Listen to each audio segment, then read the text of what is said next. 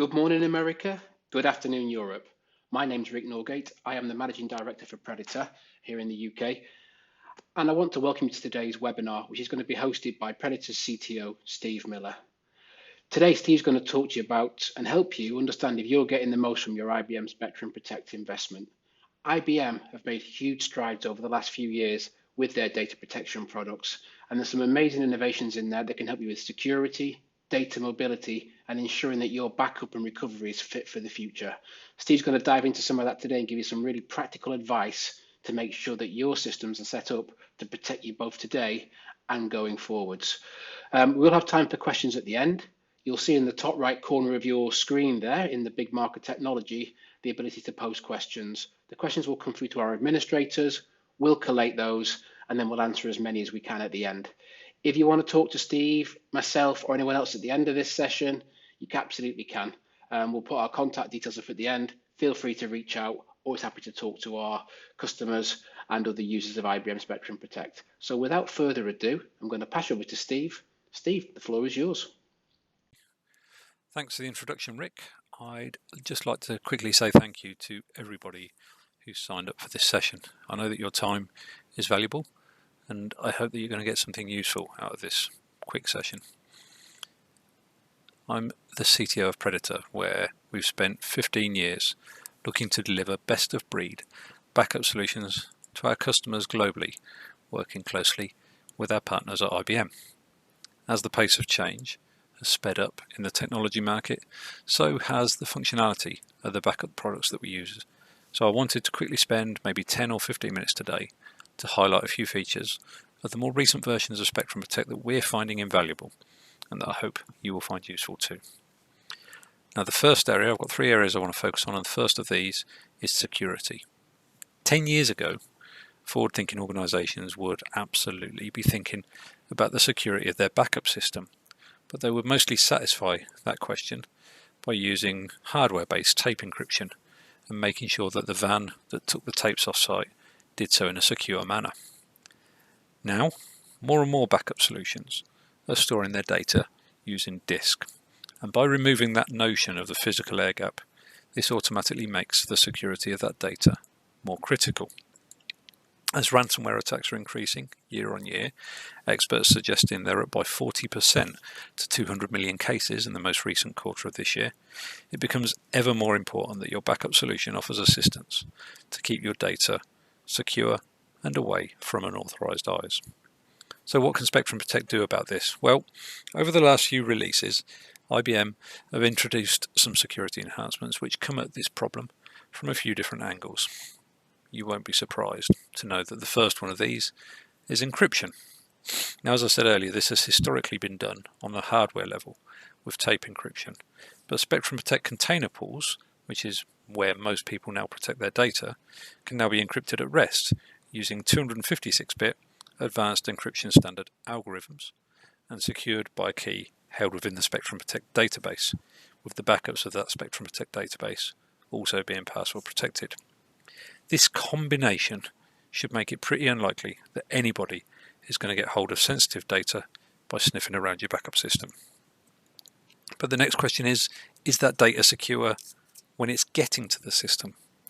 Although Spectrum Protect has long had the ability to use client encryption, this wasn't mandated until recently. As of version 8.1.2, IBM released an update that makes customers have to use client encryption so that data in transit is secured and validated by a server certificate. So with this combination of encryption of data in transit and more global encryption of data at rest, IBM is making it much harder for people to get to the data within the Spectrum Protect system. Secondly, from a security point of view, there's the question of ransomware, and if there is anything in the product that might mitigate against this.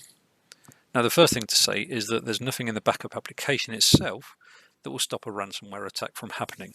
And if you're looking for a backup application to do this, well, you're probably looking in the wrong place, and you should maybe consider crossing a few more of those fingers. That said, recent versions of Spectrum Protect do have alerting in place to let you know if a server that's backing up to Spectrum Protect may have become infected.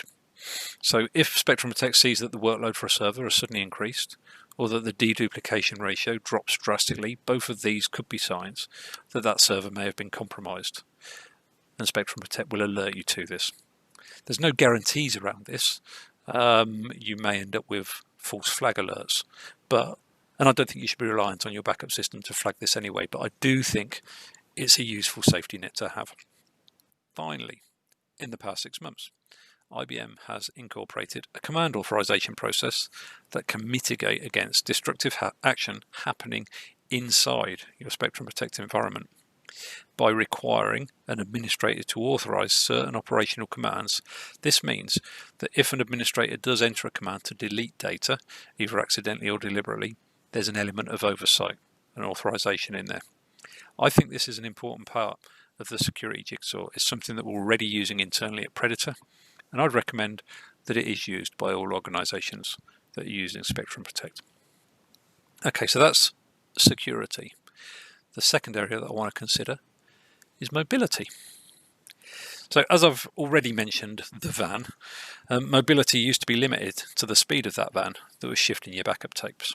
But in the new world, where organizations might have data resident in multiple clouds with a requirement to spin up a second copy in any of those locations, the man with a van doesn't cut it anymore. Spectrum Protect has made great strides with regards to the mobility of backup data over the past few releases, and I'm going to mention a few of those features today. Again, the first one won't come as much of a surprise. It's replication, which has been in Spectrum Protect for some time now. Rather than being reliant on physically transferring a second copy of your data, it's now possible to store a second copy of your backup data on another server, which could be in a different data center, in a different country, or even in a different cloud. If you use replication in conjunction with Aspera, this means it's a viable solution even if you're transferring large quantities of data over large geographic distances.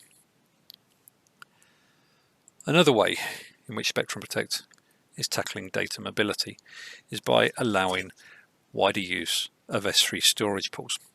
There's now many different S3 providers that have passed accreditation. IBM has a grid that shows you, and this allows data to be stored using an S3 bucket that can be geographically separate from the Spectrum Protect server. As well as going part way towards addressing that previous security question, the one around the physical air gap, this also talks to that mobility question as well.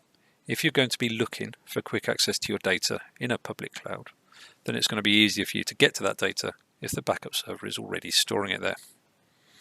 And finally, if you do need to recover your backup environment in a public cloud, then you're going to need a copy of the Spectrum Protect database as well.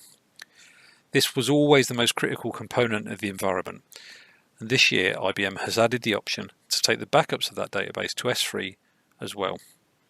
For me, this answers that final question about data mobility in the backup environment. If you can take your database backups to S3, then it means they're off-site as soon as that process has completed. You could store one copy local to your Spectrum Protect server and one copy in a public cloud provider. You could even hedge your bets against public cloud providers' vulnerabilities by pushing one database backup to AWS and one database backup to IBM Cloud to give you more security and flexibility. So with this increased functionality around S3, both for database backups and for storage of data, Spectrum Protect is making your backup data far more mobile, and I think these are enhancements again that everybody should be considering. And our last area that I want to talk about today is future-proofing. Now, no backup application is ever going to be future-proof in the same way that no technology is ever future-proof. When compact discs had seen off vinyl and were ruling the roost, who thought they would ever be superseded? But now streaming is everywhere. CDs are obsolete, they're yesterday's news.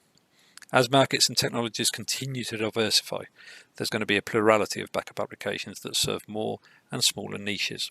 With applications like Spectrum Protect, the question is more about how you can protect new workloads wherever those workloads are born without having to lose the benefits that your current backup system already gives you. Rather than calling it future proofing, here at Predator we call it future readiness, and I'm happy to tell you that Spectrum Protect has got some good answers to that question as well. As I'm sure you know, IBM introduced Spectrum Protect Plus a year or two back. This provided, initially, more rapid protection of virtual workload, allowing for more flexibility about how and where that data could be recovered or reused. Since the introduction of that product, IBM have continued to develop it, and it's fair to say that this is where IBM will introduce the functionality to protect new workloads. If you look at the last couple of releases, they've introduced the ability to protect next generation databases like MongoDB and NoSQL. They've listened to requests from customers, and they're using Spectrum Protect Plus as their method of choice for protecting components of Microsoft Office 365. And by introducing the ability to protect EC2 instances in AWS, there's now a statement of intent that they're not limiting themselves to virtualized platforms that were born in the data center, such as vSphere or Hyper-V. Basically, if IBM are going to support you in protecting a new workload, it's pretty clear that they're going to make use of Spectrum Protect Plus. IBM also introduced some base functionality around containers into Spectrum Protect Plus a couple of releases back, but they've continued to work on those offerings, and the newest release shows far more maturity. Firstly, this new version allows for protection of the etcd configuration data that sits at the center of a Kubernetes environment. This is the one thing that we were most frequently asked about by customers, so it's great news that IBM have listened to them and addressed that requirement so quickly. This new version also allows for protection of data in an OpenShift cluster, giving it more flexibility and making it easier to use. And finally, they've also made it installable as an actual container. So as well as giving the product more functionality to protect elements of your OpenShift environment, they've made it easier to deploy as part of your OpenShift environment. I think that's a win-win, and hopefully it will go some way towards making Spectrum Protect Plus the de facto data protection client of choice for OpenShift customers. And lastly, from a future readiness scope, IBM have introduced an S3 gateway for Spectrum Protect, which allow you to use Spectrum Protect as an S3 destination for Spectrum Protect Plus and for other applications if you need it. This last piece is significant because it means that if you do have a cutting-edge workload that IBM doesn't have a solution for just yet, as long as you can protect it to S3, you can still store that data in your Spectrum Protect environment. This is an excellent way to allow you to continue to protect new workloads without having to rip everything out and start again. And I expect that this is a functionality that IBM will continue to develop over the coming months. So as a quick recap, before I hand back to Rick, we've looked at 3 areas of recent development in Spectrum Protect. From the security point of view, we've discussed enhancements around encryption of data, both in transit and at rest. We've talked about the security or ransomware alerts that are in the product now. And finally, the recent addition of administrator command approval. In the data mobility area, we looked at replication, particularly how Aspera can support that process at scale. We discussed S3 storage pools and how they can help to get your data stored in a secondary location. And finally, how taking your database backups to S3 protects your backup environment as well as your backup data and gives you much more security and flexibility with regards to possible recovery. And lastly, in the future readiness area, I discussed the next generation clients that are available using Spectrum Protect Plus, as well as the work that IBM has been doing to make Spectrum Protect Plus the backup client of choice for both container and OpenShift workload.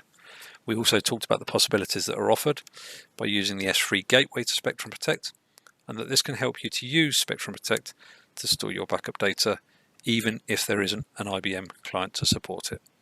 So I hope you found those items useful. I'd like to thank you again for attending. I'm going to hand the session back to Rick now. Thank you.